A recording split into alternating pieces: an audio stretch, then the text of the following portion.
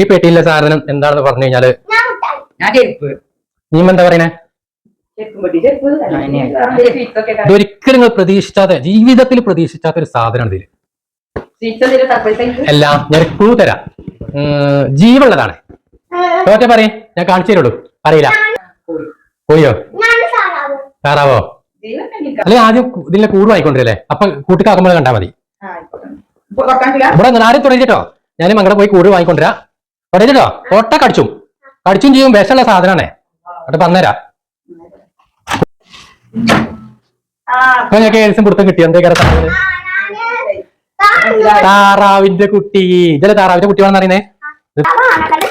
അതിനാളെ കടക്കി. താറാവ് പറയാലേ, ഈ അതിലടക്കി, ആ അതിലടക്കി.